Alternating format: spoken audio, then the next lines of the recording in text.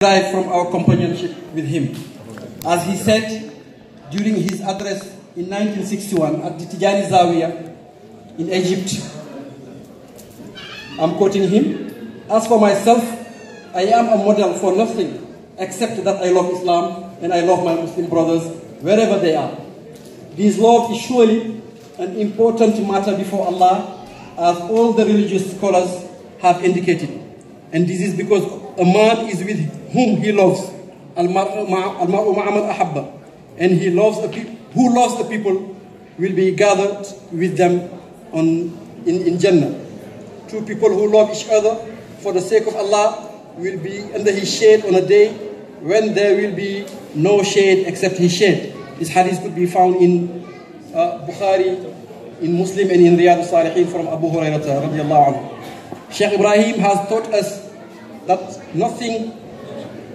but what the Messenger of Allah brought to us, the Quran and his Sunnah. For as he said, "When the best of creation moves, I follow him. When he stops, I stop." And that means following what Allah has made obligatory and refraining from doing what he prohibits. And that, to simplify, is to fear Allah, which is the key to all success. His companionship with his disciples is based on Quran and Sunnah. Anyone who errs from it has excluded himself from the pact that ties him to the Shaykh. In the letter number 3 of Jawahir Rasail, the compilation of his letters, he said that who wants to be with him should respect the conditions that justify their company. His mission was to revive the practice of his beloved, the Prophet Muhammad. He had never made any compromise about the Sunnah. He said in Jawahir Rasail that whoever claims to be his follower should emulate his conduct, which is to submit and serve Allah in both words and deeds. Tonight I want to base my address on the biography of Sheikh Ibrahim, and I divide it into 20 points that will lead us to the 20th point, which is his love for Prophet Muhammad sallallahu alaihi wasallam. The first one is naqa'u aslihi, the purity of his origin. Sheikh Ibrahim hailed from a great family of scholars, bearers of the Holy Book and transmitter of the Prophet's teaching and practice. His great-grandfather was called Bakari. From Bakari to his father Al-Hajj Abdullahi, members of his family had but one trait: calling people to Allah, enlightening them, and living a life of piety and righteousness. As an expression of gratefulness to Allah for the many favors he bestowed on him, Sheikh Ibrahim rhymed, "Alhamdulillahi nasha'tu tahiran, ma qultu fakhran, bal nataqtu shakira." Praise be to Allah, I originated from a very pure family. I'm not boasting about it, but these are words of mere gratefulness. He was born from a father who was an epitome of science and righteousness, and a mother who was famous for her devoutness in worshipping Allah Almighty, and how dutifully she was taking care of her blessed husband and children. The originality of his thought is the second element. Sheikh Ibrahim memorized the Holy Quran at a very tender age and started learning the Islamic sciences from his father Al-Hajj Abdullah. In a very short time, he mastered all branches of knowledge and became one of the shining scholars of the Niasen house, to the extent that his father appointed him with his brother, who was 19 years old, his tenure as the poets, to write an elegy in honor of his friend Sidi Hassan ibn Andala ibn Biran Sise, father of Sayyidina Ali Sise. Earlier than expected, he raised to fame in the whole Salou area. Youngsters flooded to enroll in his school in Kosi from 1922, year of his father's demise and date of his installation in Kosi. His stay in Kosi was not motivated by idleness. He profusely wrote and set up the basis of his thought while living in the premises of the Bustan al-Arifin, or garden of those who know Allah. Spiritual training, which was thought to be outdated, due to the lack of divinely authorized masters, become the center of his thought. Shaykh Ahmad Tijani radiallahu anhu, the founder of this path, promised that his maqam, his madad, his inspiration will remain with his people until the end of time. Therefore, the doors of tarbiyah are wide open. The proof of the fact resides in the number of people who gain ma'rifah in the hands of Shaykh Ibrahim and in the hands of his muqaddams from the early days upward. The originality of his thought appealed to men bright spirit. Everywhere in the world, from Senegal to Mecca, people saw in him the mujaddid, the revivalist of religion and sunnah of Prophet Muhammad sallallahu alaihi wasallam. His fayda reached the four corners of the world in a very short time. He propagated Islam along the Tijani tariqah to millions of people and also cultivated the sense of brotherhood to his followers, transcending all notion of racism and hate. He was a mentor and counselor to kings and chief of states like the King Faisal of Saudi Arabia, like Sheikh Zayed bin Nahyan, Emir of the United Arab Emirates, like Kwame Nkrumah, Sekou Touré, William Tolbert, Ja'far Nueri of Sudan, Modibo Keïta of Mali, just to name a few. He left the posterity with a full library that he wrote himself, dealing with all branches of Islamic sciences. His praise poetry, dedicated to his beloved Prophet Muhammad, has filled volumes. A Mauritanian scholar, Sheikh Abdullah Jejibi, has listed more than 11,000 verses that Sheikh Ibrahim has authored in honor of the Messenger of Allah sallallahu alaihi wasallam. Just to end the English summary of my talk, I have translated for you a short piece, a serenade-like poem that Sheikh Ibrahim wrote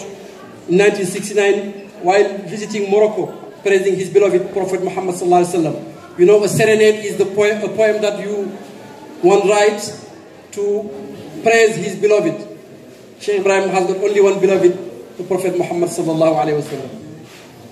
The poem reads, رسول إله العالمين تعالى خديمك نادى يا رسول تعالى. O Messenger of the world's Lord, the Most High, your servant is crying for help. O Prophet, come to my rescue. Your servant is appealing to you, O Messenger, to earn from Allah the Most High provisions that we necessarily need. From the farthest West Africa, I call upon you, O Muhammad, and none but you has I got as refuge. Your servant has pitched tent at your very door, laden with needs, hoping to return back home in a loftier state. And yet, so long has he been away from home. None but Ahmad deserve my yearning, the guide of creation. From his gifts I expect kindness. O liberally noble one, O widely generous one, what would you do to a benevolent guest who present you with his praise poetry? Grant me, O Muhammad, awards that the width of your palm, O chosen among creatures, a donation that will never end. At the door of every group, you knocked with gifts. Like Shas, I long from your favors. I long for your favors. To him, Allah's blessing along with his salutation, may such salah cover his companions and progeny. Mawlana, assalamu alaikum wa rahmatullahi ta'ala wa barakatuh. Ñi ngi leen di nuyu ku ci nekk ci turam ak santam. Gannaaw boo xamee ni jëm nañoo tënk rek ay baat ci anglais pour suñu mbokk taalibe yi nga xam ne li ëpp ci waxtaan wi mën naa duñ ko dégg, pour ñu barkeeloo ko rek ci liñ nar a waxtaanee nga xam ne mooy Mawlana Cheikh Ibrahim nga xam ne moo ñu fi dajale tey. Gannaaw boo xamee ne nii maa ngi gërëm sama mbokk yi ma fi nekk ak yi ma fi ànd ak yi ma fi fekk, Cheikh Mouhamadul Moustapha mi nga xam ne wax dëgg yàlla sag la ci ñun di taar ci jotaay bi.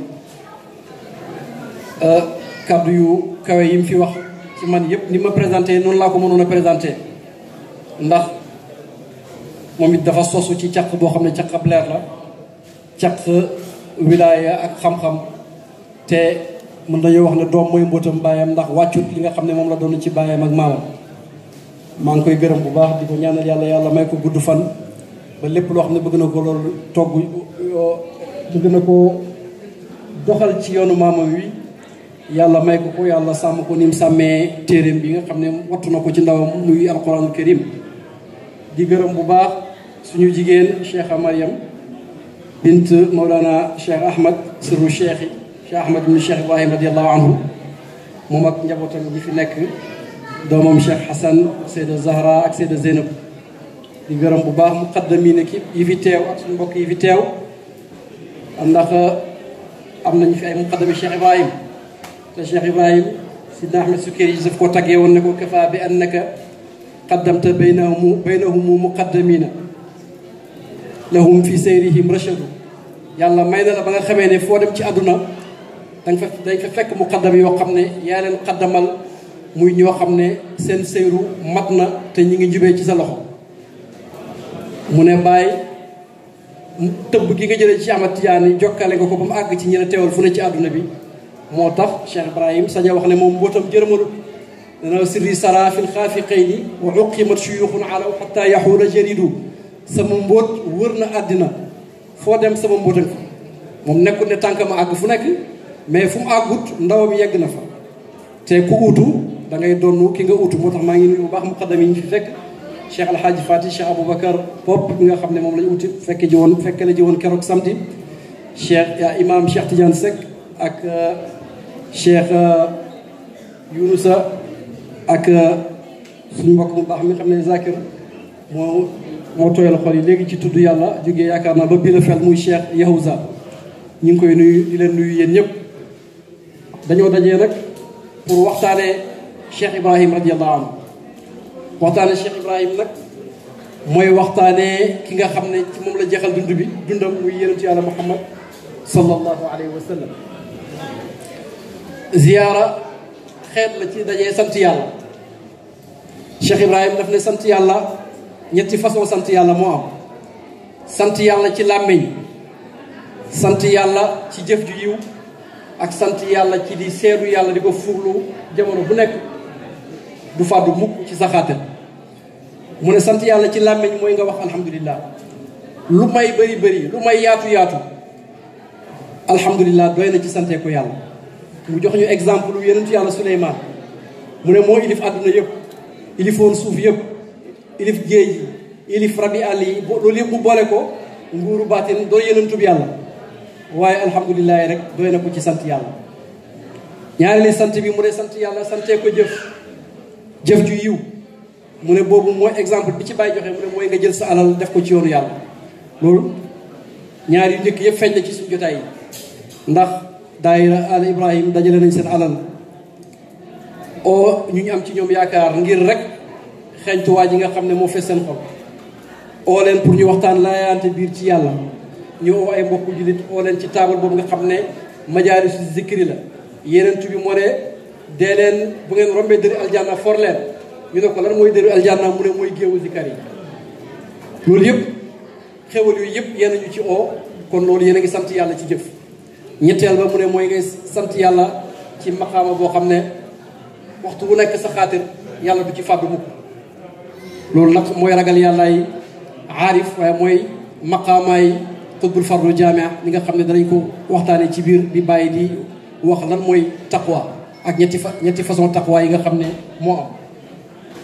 yàlla moo ñuy wax ne bu ma leen xéewalee de leen ma ci sant de leen ko waxtaanee te Cheikh Ibrahim ci xéewal yàlla yi gën a mag ci ñun la bokk wala moo gën a mag ndax bu taxutoon ak moom danañu réeree yàlla duñ ko xàmmee bistaam yi ba ko taalibeem bi ne ko àgg naa ci yàlla léegi daanaka soxlaatuma la mu ne ko dangaa xamut rek waaye nga gis ma benn yoon moo gën nga gis yàlla junne yoon lu tax mooy yàlla mosu fee jóg yenentu ne na yàlla dafay nekkoon nekku fekk dara sidna Ali ne ba léegi ci loolu la ne waaye yaa ngi ko réeree woon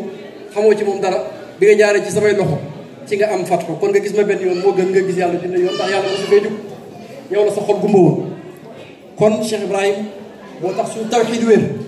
ndax dafa waxoon ne kuy oo nit ñi ci yàlla na nga njëkkee def ci ñoom imaan bu wér te imaan weesu nga xam ne yàlla moo njëkk moo mujj moo feeñ moo nëbbu moo ñu gën a jege suñu bu ñuy xam waxi bàyyi la mu ne loolu lañu war a njëkk a def ci taarix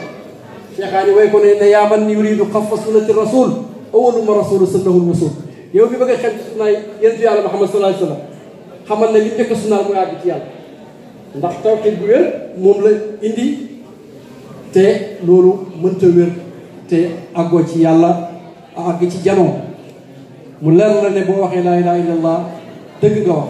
Cheikh Ibrahim nag xemul ci àgg ci yàlla waaye di ci àggale xam ko xàmme ko di fa yóbbu mu ne ashkuru rabbi laysa sirriya aqiran fa asgaru atbaa'i bari'un min ashirki maa ngi sant yàlla sama mbor jërmal mooy si teraay ba mënoo am doom sama mbor am na wàll yu bëri seen mbor jërmal la ndax li ne ci ñoom mënuñ koo transfert ci seen tali mu ne man maa ngi sant yàlla sama mbor jërmalu ndax ki gën a tuuti ci sama topp tàggoon ak bàkkaar bi gën a rëy te mooy bokkaale ak yàlla kon kooku dajee pour sant ko pour sant yàlla ci moom lu war bépp taalibeem la wala lu war sax bépp njëriñ la ndax moom dafa mel ni taw njëriñam ci ñëpp lay àgg yërmaande yàlla la ñi gëm ak ñi gëmul ñëpp danañuy tawlu yaakaar dafa mel ni taw njëriñam yegg na ci ñëpp dundam yëpp yàlla la ko jox ak yeneen yàlla Muhammad sallallahu alayhi wa sallam nee na tiim naa montagne yu kawe yi tiim naa géej yu mag yi tukki naa tiim dëkk yu ndaw yeeg dëkk yu mag yi jubluwuma ci dara lu may arumu ridal baari yi di sàkku sama ngërmaaneel borom mi nga xam ne moo ma bind di nusrati diini yi ci dimbale diineen ji ci dëgëral ko taxawal ko wa ubrisu lil jilil jadi di misaala wan maas bu bees gi misaal exemple boo xam ne buñ ci jaaree nekk di jullit biir làq ngërmaane yàlla làq ngërmaane yenentu yàlla Muhammad sallallahu alayhi wa sallam te ngërmaane googu muy wax ci yenentu bi yàlla jox na ko ba mu mat ndax nee na ridal munhamin naa matlabi xiinama niltu ridaahu xawat ka fii jamii alladi rumtu làq ngërmaane yenentu yàlla Muhammad mooy sama càkkutéef bu ma ko jotee rek jot naa lépp lu ma doon sàkk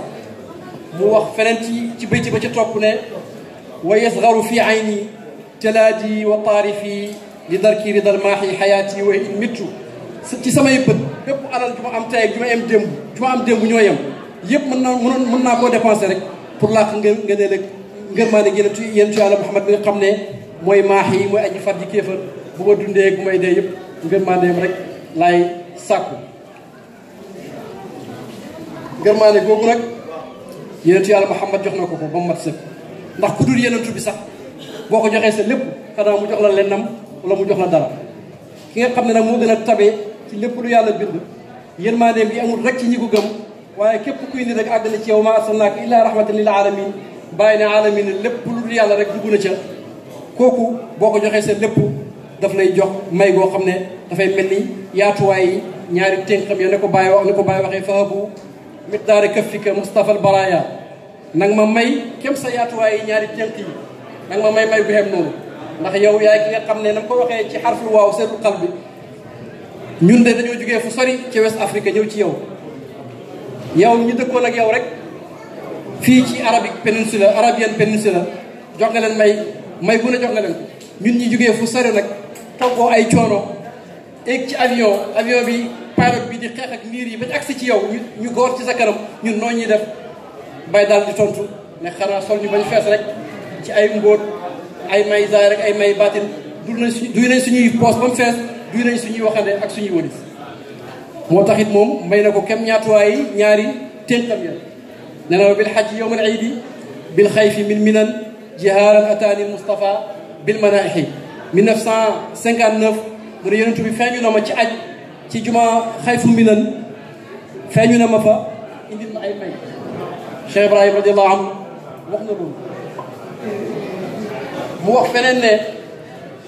waqad qaala mamduxi bi anni mufawidun umuuri ila barhama fa huwa almunafisu mu ne ki may tagg nee na samay mbir jébbal naa ko barhama moom mooy ki ma délégué pour mu doxal sama mbir mu wax feneen ne raaytu rasulallahi nassa bi annani safirun lahu fi lkainati wa muxlisu gis naa yenentu yàlla Muhammad sallallahu alayhi wa sallam jaharatan ci janoo mu ne ma yaay sama ambassadeur ci univers bi ci nekk gi nga xam ngi yaay ji sama ambassadeur. loolu nag qissa la ndax Cheikh Ibrahim dafa toog ci hôtel roomam ci Makka yenentu feeñu ko sallallahu alayhi wa sallam ne ko bindal bayti bi yenentu nag ba muy dund fii ci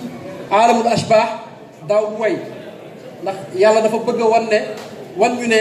téere bi ci moom yàlla la jógee du waykat bu mën a sos littérature di ñu ko jox moo tax mu tële way waaye aalamul arwaax nag beneen fànn la mu feeñu fa Cheikh Ibrahim ne ko fa yaa haahumu qawmi haada safiruna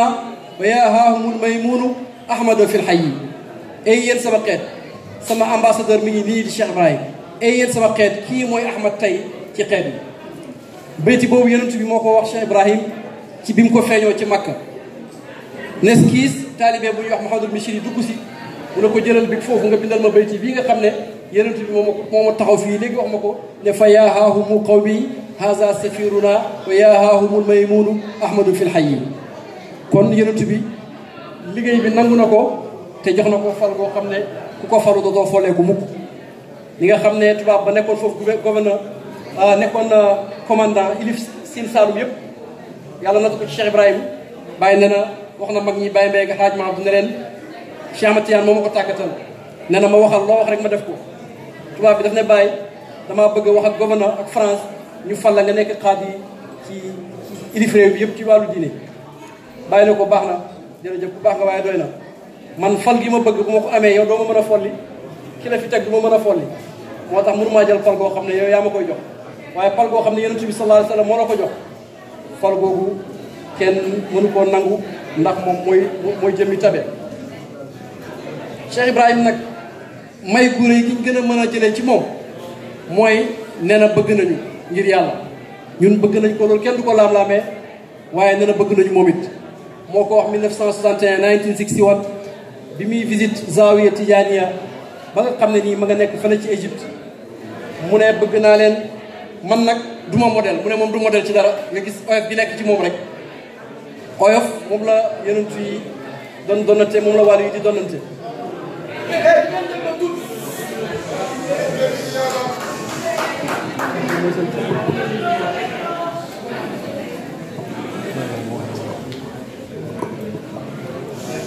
ma ne ñu ngi leen a ñaan bu gaaw rek dama tënkoon lu mat ñaar fukki point fukk ak juróom-ñeent yi mu ngi yóbbu ci ñaar fukk bi nga xam ne mooy main topic bi mooy mbëggeelam ci yonentu yàlla Muhammad sallallahu alayhi wa sallam ba ca jiitu mooy Cheikh Ibrahim ni ko suñu baay Oustaz Ibrahima Mahmoud Diop daan waxee dafa am cosaan ba pare cosaanu am cosaan mooy lan mooy yàlla daf ko tànnal waajur bu baax baay ju baax a baax yaay ju baax mu jugee ci famille boo xam ne ay famille borom xam-xam lañ ñu wattu téere yàlla bi te baaxoo tasaare jàngale yenentu yàlla Muhammad sallallahu alayhi wa sallam la ko dalee ca maamam Bakari ba ci baayam alxaaji Abdullahi ñëpp ay kàngam lañ di woromi alquran seen jikko ak seen baax mooy oo nit ñi ci ngëm yàlla ak dekkal sunna si yenentu yàlla Muhammad sallallahu alayhi wa sallam ak xiir nit ñi ci njub Cheikh Ibrahim sax ci sant yàlla ci askan calale googu yàlla jox ko wax na ne alhamdulilahi nachatu tahira maa qultu faxran bal nataqtu shakira maa ngi sant yàlla damaa sosu rek laab waxuma ko pour tiitaru waaye dama ko wax pour sant yàlla yàlla jox la bàyyi ju mel ni alxaaji Abdoulaye mi nga xam ne nii bàyyi ngay tawassul di jottaliku ci moom nan yàlla nga ñëweti yàlla nga yërëm xool ma ci barke alxaaji Abdoulaye yàlla nga tàggatal xam-xami zahiri ak xaqaay gi ak xam-xami baatin yépp alxaaji Abdoulaye moom nga xam ne tukki na penko xarfu ñibbi si tumuranke mel ni piccëb xàq dërëm jël ndawam yëpp jox ko yàlla xeex jàkkaarloog ceddo yi xeex ak colonialiste yi ñëwoon pour not ñu exil ak lépp luy façon natu togguwaale na ko dem Gambie dund fa fukki at ci diggante boo xam ne mook tubaab yi neexoowuñ ak mooy ñi nga xam ne dañ koo fiir lool ci wàllu diine ay autorités yoo xam ne indigenous autorité lañu woon tax mu jugee pour sàmm diine ji enu njabootam yóbbu leen ba Gambie dëkk fa ak ñoom moo tax ñun ñëpp xaaf Gambien lañ ndax baa ngi nettali ne moom moo ci mujj a juddoo Sénégal waaye rakkam yëpp Cheikh Aboubacar al Musanna ak rakkam yi topp ci moom yëpp ñi nga juddoo ci pays Gambie bàyyi ju baax jooju muy alxaaji Abdoulaye nga xam ne def na jihaad ju ndaw muy xare ci xeex ak jaase waaye def na jihaad ju mag ci not bakkanam bi ak ci tàggat jaamu yàlla yi amoon na garaatu cheikhul islam ci jamono buuru Saïd Mati di àtte ci mbiri diine ci biir seen Saalum am doom yoo xam ne ñëpp a wattu alquran bàyyi ne na kuy tëkkale sama baay ak sa baay te xoolal sa doom yi baay yi nga seet sama doomi baay yi rek man xaasa walidan lahu bi walidi ay na furuun ka furu ay walidi ñoom ñëpp ay wàllu yàlla la ñoom ñëpp di xaafis ay xufaas mokkal alquran tasaare diine gannaaw loolu yàlla tànnal ko yaay ju baax muy maam astu jànqa Aïcha Cheikh Moussa Ka taalibi Cheikh Ahmadou Bamba nee na maam astu wàcc nga ndax bii kàngam sàggan du ko jur ndax mooy donoy Cheikhu Tidiane ka barhama yaa astu wàcc nga bii kàngam sàggan du ko jur ndax mooy donoon Cheikhu Tidiane ka barhama muy jigéen yoo xam ne Seydi Ali Cissé mi ngi wax ci muqaddima préface Kashiful Albas ne bàyyi Serigne Mbaye Cheikh Aboubacar Moustapha moo ko nettali ne maam astu bi Cheikh Ibrahima nekkee ci biiram dafa gént weer wi daanu ci kawam bi mu nettalee gént gi ñu ne ko bu ko nettali sa doom ji dana amee mbut mu rëyee wàcc ci moom waaye sa gént gi na nga ko nëbbu boo demee ci préface Kashiful Albas da nga fa fekk loolu waaye bàyyi ci boppam gis naa ci loxoom këyit gu mbind ne dafa am ku ñuy wax Cheikh Gassama ku jigee Fuuta Jaloo di wàllu yàlla bu sell bi mu ñëwee kaw wax dafa gént dem aljanna mu gis maam astu jànqa ci jotaay boo xam ne yonentu yàlla Muhammad sallallahu alayhi wa sallam ma nga fa maam alaaji ma nga fa mu ne yonentu bi waxul dara maam astu ñëpp a ngi koy yéem ci taar bi mu nekk ak xéwal gi mu nekk ci biir aljanna maam alaaji ne nit ñi yéen a ngi yéemu ci suma status bi sama soxna si am muy Aïcha waaye lii ko yàlla jox ni yëpp ci barke doomam Ibrahima bu ngeen demee ne leen Ibrahima yàlla daf koo jox te kenn fàggulu ko li mu ko jox yàlla moo ko jox rek ci coobareem loolu Cheikh Ibrahima moo ko bind ci bindam di gént goo xam ne benn wàllu yàlla moo ko gént kon nag la bàyyi waxu ne muraadun li xamli sirri min qabli nashati murabbin li kulli aarifina wa muxlisu yàlla moo mën na mu may kim nar a xen mbóot wi njëkk sama sosu sama feeñ ci naasoot te ma képp ku xam yàlla àgg ci yàlla rek maa la naayoo yar ba nga àgg ci yàlla kon yaay ju baax jooju fa la ko yàlla jaarale mu gannaaw bu nekkee waajur zahir mu nekk taalibi Cheikh Ibrahima ndax Cheikh Ibrahima nga ko booleeg taalibeem Baye Ibra Fall mu tarbiye ko mu àgg ci yàlla Baye aji màkk ba dem mu gis ni faydu bi tàkkee ni àdduna ubbeekoo Baye sañ ci Medina mbooloo mi yëpp di mabb di ñëw di bëbb di ñëw mu gis lépp ci kanamam ci dundam mu doog a génn àddina 1937 1937 Cheikh Ibrahima marsiyee ko ne chumusu haadin fiihi maatat Aïcha wa lam tazal wastal jinaani Aïcha 1356 tolloog 1937 mooy chumusu haadin the son of the guide mu ne ci at moomu boo ko calculé dafay tolloog the son of the guide ci la maam astu génn àddina mu ne boobu ba léegi ma ngi ci biir aljanna di daaw kooku mooy yaayam gannaaw bu ko yàlla tànnalee ay waajur yu baax mu futteeku sonn lool ci jàng ak xam jàng naa jàng ba mu ne bu daan tari alquran ci àll bi di sàmmale tool yi baayam benn pël romb ko fa suba mi ngi jàng romb ko fa ngoon mi ngi jàng mu ne ko billaay gone yaa bëri wak romb naa la ci suba yaa ngi wak romb naa la ci ngoon yaa ngi wak mu gone looy wak waaye bu xamoon li bàyyi naayoo samp dana xam ne kii warta noppi dafa war a wax bu bëgg a dee dafa war a naan téere yëpp ndax mu ne làmmeñu xaalu sëriñ dafa war di wax toujours wala day naa mazid làmmeñu xaalu taalibe dafa war di wax toujours hal min mazid ndax ndolal am na làmmeñu xaalu sëriñ waxtu wu ne dafa war di wax wala day naa mazid ndolal mi ngi fi bu faaguutoon ndolal nag ni kon boo ko àddina yëpp uysee du xam lu mu leen di jox waaye moom dëgg-dëgg cheikhaan yi ne na ko lépp lu ne ci téere da nga ko indi ba pare indi lu newul ci benn téere loolu nag ki ko mën mooy koo xam ne yàllaa ko xamal yàlla bu la xamalee wisdom ngay xam boo jëlee li ci téere yi knowledge ngay am knowledge dafa am fu mu yem benn waay nee na bàyyi yéen aarifi ne sufiyanke yi da ngeen a naw seen xam-xam te yàlla nee na maa utiitu mina ilmi illa qalilan li ma leen jox ci xam-xam knowledge lu tuuti la bàyyi na ko wan yuutal xikmata faqad utiya xayran kasiran wax na ko yàlla moo ne ku ma jox wisdom jox naa la yiw bu bëri ku mu jox xam-xam mu naam tuuti la la jox waaye ku mu jox wisdom bu bëri la la jox ndax ci pays yàlla ba ngay ballu looyee te foofu amut limite amut foo xam ne fa la yem kon fàggu na lépp lu ñu war a fàggu waaye yàlla moo ñëw ak mbiram def ci moom mbootam ci dundi bàyyam sax am na xam-xam 19 bàyyam di gaañu ñaar fukki at ak ñaar la am ñaar fukki at ak ñaar te keneen mosulaa jàngal lu may sa baay Omar gada ne na ko benn sëriñ mënu fee wax ne dem na daaraam mës ta génn kër baayam te raw ci lislaam benn sëriñ mënu fee wax ne dem na daaraam baayam moo ko jàngal lépp lu mu xam waaye imaginal boo doon jéem a xool rek ku am ñaar fukki at ak ñaar ñu ne am na PhD xam nga loolu c'est very rare te ñaar fukki at ak ñaar ci la jeexal fànn xam-xam yëpp ba koy jàngale di taalif ci dundi baayam ndax bi Cheikh Hassan mu mag Cheikh Hassan Cissé bàyyi Sidi Ali Cissé gaañoo baayam daf ko tànn moom magam ne leen ñu bind prose poétrie élégie poème bu ñuy bind pour jaaree ku gaañu ku génn àdduna nañ ko bind taggal ko xaritam bi muy Sidi Hassan ibnu Andala ibnu Birane Cissé mi nga xam ne mooy bàyyi Mawlana Sidi Ali Cissé kon am na xam-xam ci kanam baayam toxu Koosi googu lam fa nekkee woon njëkk fayda mooy préparé ay ndab parce que nee na fa inna awaani qad mulina li gayriha ala fabriquha taltaqu kull anfa'i ndab yaa ngi fees ak leneen seen ndabi xol yi ak seen arwaax yi na ngeen ko emti ndax bu faydu bi ñëwee ngeen mën a root bu baax ci li nga xam ne moo naayoo ñëw ci jub ak ci xam-xam ba muy nekk Koosi mag ñi ko waroon train na leen ci xam-xami zahir yëpp lépp lu ñuy jàngalal na leen ko boppam waaye li bàyyi indi dëgg parce que moom nee na ñaari objectif la mooy dekkal sunna ak dekkal yoonu sufiyanke qasdi ihya sunnati al amini uhyi tariqa al qawmi lil quruni sama jubluwaay sama aim mooy dekkal sunna sinatu yàlla Muhammad ak yoonu sufiyanke di suufi paax nga xam ne dafa demoon into dereliction di waaj a far ndax yoonu sufiyanke ak tariqa liñ ciy duggee mooy pour àgg ci yàlla bu ñu demee ba kenn àggatu ci yàlla problème am na moom nag bi mu ñëwee dafa bind téeram bu ñuy wax Kaashiful Albaas nga xam ne dafaa indi controverse bi am ci diggante borom xam-xam yi naan buntu tarbiya tëj na léegi lan moo fi des mooy himma itte wala xaal himma ak xaal moo fi des spiritual state wala zil spiritual zil muy himma wala xaal ñaar yooyu rek a fi des